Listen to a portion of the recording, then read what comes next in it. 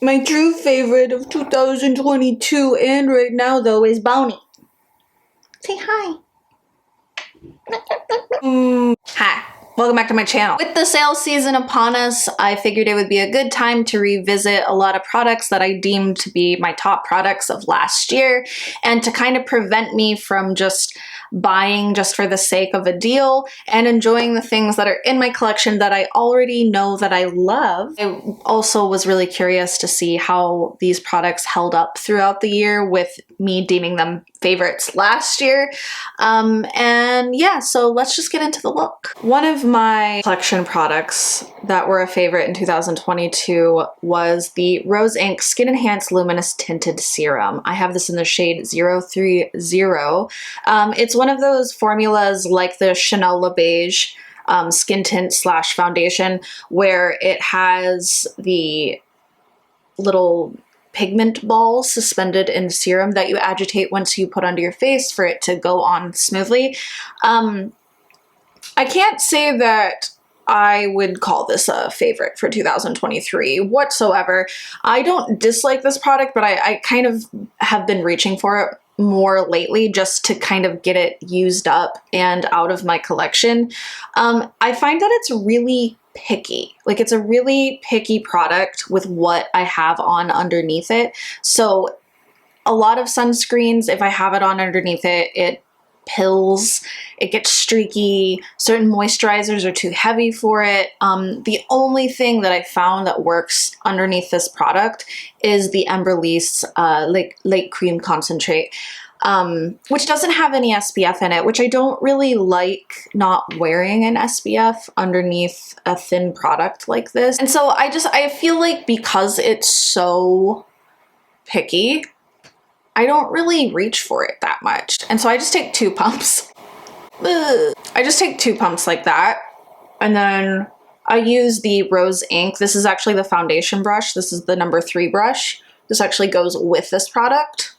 So I figured I would use it. I actually like to use this brush mostly for bronzer. And I just buff that onto the skin. It's very wet. It's very water-based. So any type of like silicone-y base product going with this, it's gonna clash, it's gonna separate, it's gonna look weird. So you want to make sure that when you're using a water-based product, you're using other water-based base products with it as well. It does look really lovely. Like, with the right skin prep with this product does look really, really nice. But it can also go south really, really fast. So I can't say that this is a 2023. It didn't last the year, you know. Other things have come out and have definitely outshined this puppy. Also in 2022, I did list that the Kosas Revealer Concealer was one of my favorite concealers, and it still is. It still is a ride or die for me. I have tried a lot of other concealers since, and I have to say that this still does hold up. It still is one of my favorite makeup products for complexion. And yeah, I do have to say that the Tower 28 is a really good one. I did try the LYS pretty late in 2022, and that one I do deem good. Like, it's under $20, I believe, and it's very serumy, very thin, and like a medium buildable coverage, but there's just something kind of forgettable about it. And I think the common denominator for me is that it's a creamy, like high pigmented concealer. But with the commonality between the Kosas and the Tower 28, I believe, is the caffeine. I feel like it depuffs, it moisturizes, it just makes your skin look really good. That is the complexion. So yeah, it looks really good, but you know, I have tried other things that I do deem better than the Rose Inc, but Kosas is still a ride or die. So for cream bronzer, I did talk about the Saie Sun Melt cream bronzer. I have this in the shade medium, and I have to say that I did use this a lot in 2023. It did not really fall in any sort of like favorite tier for me. Like, I still deem this a really wonderful cream bronzer that I do recommend if you are in the market for one. I would say that this is a very, very nice product that is well worth your money. And it's a very like thin but buildable formula. It's a very, very like becomes one with the skin. Like, you don't feel any like greasy or tackiness. It doesn't disappear. The longevity is there. And I just think that it's like very reasonably priced for what it is. And yeah, it's just very, very nice. It blends out easily. You can build it up to have like a higher pigmentation. And because of that, I feel like I can wear the shade medium all year long. Like, as you see, like this is pretty much like the palest that I get in the year. And so I can also wear this in the summer because it is so like buildable and thin and lovely. It's very natural. It just blends in so effortlessly is basically what I'm saying. In my 2022 favorites, I did make an honorable mention to the Westman Atelier Face Trace Contour Stick in the shade Biscuit. I'm actually going to put just a little bit on my face today for a little bit of shaping. I would say that up until I got my Tower 28 Getty contour Sculptino. Oh, the Tower 28 Sculptino that's in the shade Getty. This was my most used contour shade in 2023. Like, I definitely loved this most of this year. I used this a lot, and I just wanted to shout it out that even though it was like an honorable mention, it definitely surpassed anything else in the kind of like bronzer department for this year. So yeah. Okay, I'm putting a lot of makeup on my face today, but the powder bronzer that I listed for my 2022 favorite was the Hourglass Luminous Bronze Ambient. These Hourglass names, I tell you what. It is the Hourglass Ambient Lighting Bronzer in Luminous Bronze Light. This is a really beautiful bronzer. I took this to Ireland with me as the only bronzing product. And it did its job, but I did find that I missed my cream products. Like, I really am a cream product girly. Not that I dislike this product, but I did find myself like wanting just a little bit more, something a little bit more natural, more sunken into the skin. This is an elegant formula. Like, Hourglass really does powders very, very well. And they're always like luminous and beautiful, so finely milled. The colors are so nuanced and elegant. But you know, like, it just, I found like I didn't reach for it as much other than being on that trip. So it's still, it's still a high ranking makeup product in my collection, but I use other things so much more. For highlight, I did talk about the Rose Ink cream highlight in the shade Prismatic. This is a really interesting formula. It's kind of like this textury, sandy. It's very dry, you see. But the effect it has on the skin when in natural light is really, really lovely. Like, it's a really interesting product.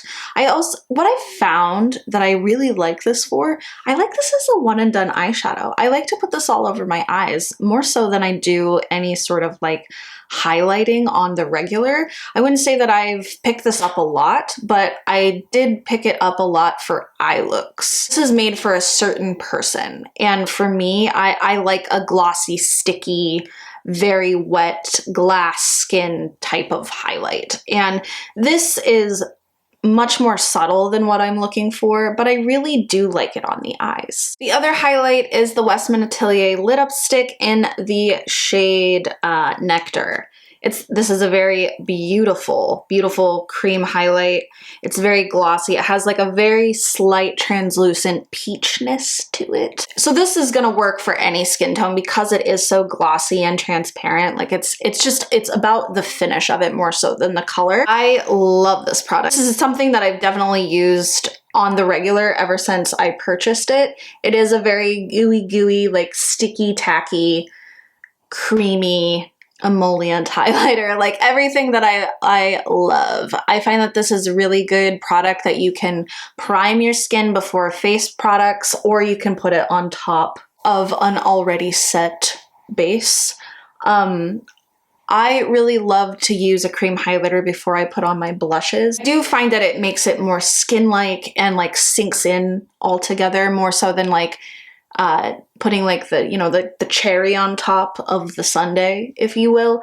But as you see, like it just adds like that little extra oomph. And anytime I've worn this, people compliment my skin. They say, oh, your complexion is so beautiful. It's so dewy.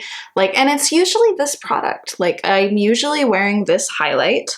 And yeah, I recommend it if this is the type of highlight that you're into. If you're into more of like a subtle, still glassy, but you're not into the tackiness, then maybe the Rose Ink would be for you. Both are wins, but I would say that this is still 100% a favorite. For blushes in 2022, for powder, I listed the Hourglass Ambient Strobe Lighting Blush in Brilliant Nude. I would say that this is, you know, it's not my most picked up blush. Like I'm not using this all the time. Other formulas have definitely surpassed this in a major way. And it's nothing against like the blush formula or the color or anything. It's just one of those things where like it sometimes just starts to get forgotten about, if that makes sense. I can't deem it still a favorite, but I can deem it like still a really good makeup product. And if this is the kind of color that you're into, I would say that this is a very beautiful neutral, like beigey nude that will give you a lot of glow, but it won't overpower your makeup look. Like if you were going for like an ethereal skin look where it's more lip focused or eye focused, this is going to be an amazing powder blush to have in your collection. So it's still a win, but it's not like still a favorite. Like I've definitely moved on to other things, but you're still good. You're still good. My favorite 2022 cream blush, however, I still rant and rave about this. This is the Rose Ink lip and cheek color in the shade Foxglove. It's a very beautiful kind of like more pink leaning terracotta, and it's just such a lovely formula. It's so, so pretty. I just still use this on the regular. Like if I sometimes just don't know what to put on my cheeks, but I do want that like nice, simple flush of color, I reach for this guy. Like it's just so beautiful. It's very pigmented too, but it's pigmented in a way where it's controllable. It's not going to overpower your look. It's not going to, you know, just spread all over your face and you just can't seem to blend it out. It's just such a well-formulated cream blush. And I like to wear this super pigmented where my blush look is the star of the show, or I like to do it like I'm doing it now where I'm just lightly tapping it over like a powder bronzer to give it like a little bit more dimensionality and like nuance to the color. And it's absolutely stunning. Like it's such a good product. And yeah, I can't recommend this cream blush enough, honestly. Okay, so for eyes. The first one is the Roen eyeshadow quad, and this is in the shade Mood Forever. This is such a beautiful palette. Cream blush and one and done eyeshadows are my favorite. So a lot of one and dones came into my life, but you know, I still reached for this. I still considered this like a go-to, like it's not going to mess up. It's not going to do anything crazy. I think this is really, really lovely. And I still reach for it. It's just this one and this shade here.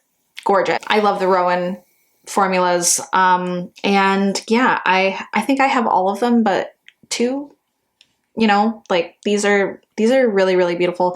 If you're into that kind of like ethereal, wet looking, one and done kind of thing, if you're not so much of a matte shadow lover or like a big palette where you make these really big looks, you just want to smear and like play, like these make me feel like I'm playing with makeup. You know what I mean?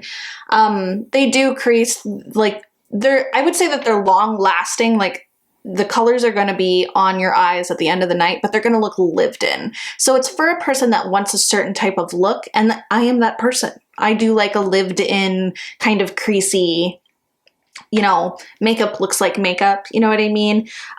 So yeah, that's who this is for, and I still deem this like a very much so picked up and used and loved product in my collection. This product is by Charlotte Tilbury, and this is the Eyes to Mesmerize kind of moussey one and done formula in the shade Exagger-Eyes. This is what I'm gonna put on my eyes today. This shade in particular is a really beautiful one and done kind of peachy taupe base with a lot of multi-dimensional glitters throughout it. I find that it reminds me a lot of one of the shades in the Roen Mood Forever palette, and also a more moussey liquid, more pigmented version of Space Cowboy by Urban Decay.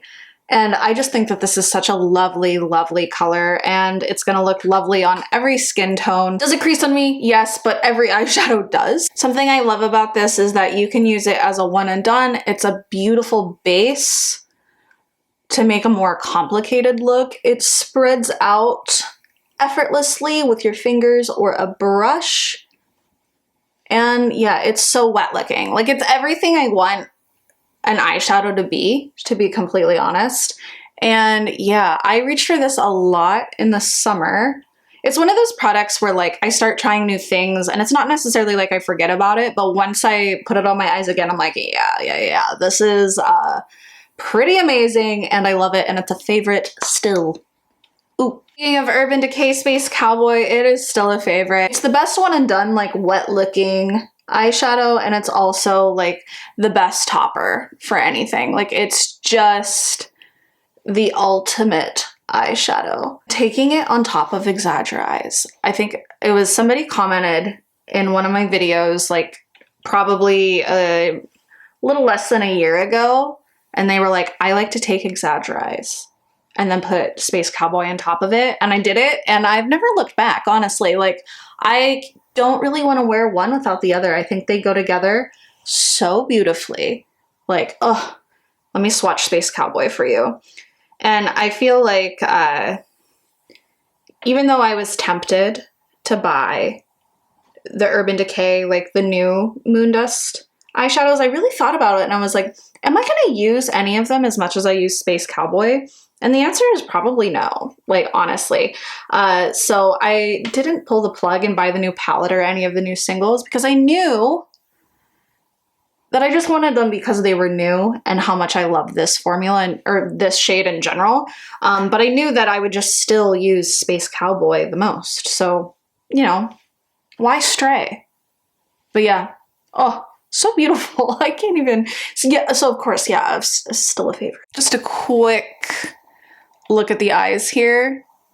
And I don't feel like the camera, like I'm looking in the viewfinder right now, and I still don't feel like the camera does just what these eyeshadows together do together. Like they just, it doesn't do it justice, is what I'm saying. It's just so pretty. Oh, look at it. So staying on the topic of eyes for mascaras, my favorite was the Victoria Beckham Future Lash Mascara. I don't have it in my collection currently because I did use it up back in like April or so, but I did order another one in the Victoria Beckham Beauty sale, as I always do. But yeah, it still is a favorite. I have tried a number of different mascaras this year after I used up the Victoria Beckham just to like try things out. And I have to say that the Victoria Beckham still is the number one favorite mascara I've ever used. Number two is still number two, and that is the Tower 28 Make Waves mascara. I know, groundbreaking, everybody loves this. So yeah, you're just gonna watch me put it on because you know, everybody loves it. It has this cute little banana shaped wand, as does the Victoria Beckham. And yeah, this tube is actually like nearing the end of its life here.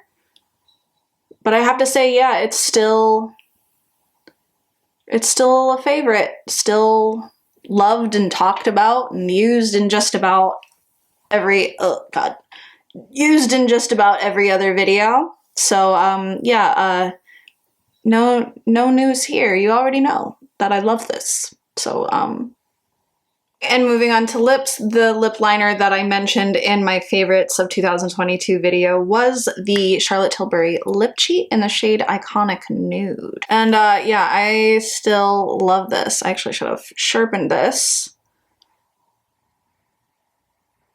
beforehand. Yeah, it's still just, you know, holding up. As you can see, like I've used a lot of it. Like it's, you know, not sharpened because I use it so much. I still think that this is an impeccable formula and one of my favorite colors to wear. I think it's, you know, aging quite well. And yeah, I mean, that's as much as I can say about a lip liner. I either like them or I don't. So yeah, it's still a favorite. And for lipstick, a bullet lipstick that I chose as my favorite for 2022 was the Merit signature lip in the shade Slip. Not sure how much this would go with this look here, but we'll put it on anyway. I think this is aging really well. I've had it in my collection over a year now. And yeah, I mean, it's still a really good product, but can I say that it's a favorite? Still, I don't know. I don't find that I reach for it all that much. I really have just moved on to like tinted lip balms and stuff like that. Like, I don't think that this is bad. I think this is probably Merit's best product. I don't want to say that I'm not a Merit beauty fan, but I'm also like not like a big promoter of Merit. But I think that their lipsticks are really, really good. And yeah, I can't say that I'm reaching for it, but I also don't deem it a fail. But there are other things that in my collection that I grab way more than this. The lip product that I mentioned was the Roen Liquid Lip Balm in the shade Lola. I still grab for this quite regularly. Like, I think this is an amazing formula and it's still a favorite of mine. I'm just gonna put this on top of that lipstick, because I think this goes with the overall look a little bit better. This is really, really great. It's very nourishing. It's very pigmented, but not so pigmented that it's gonna like slip and slide around your face and like travel off of your lips, if that makes sense. Yeah, and the colors selection for this formula is just really, really gorgeous. This is still like a very reached for product in my collection, and I really, really love it. Has it kind of gone to the side for more of the Tower 28 products, like lip glosses and stuff that I've purchased? Yes, but it doesn't mean that I love this any less. It's still very loved, very loved. So yeah, still a win, still a favorite.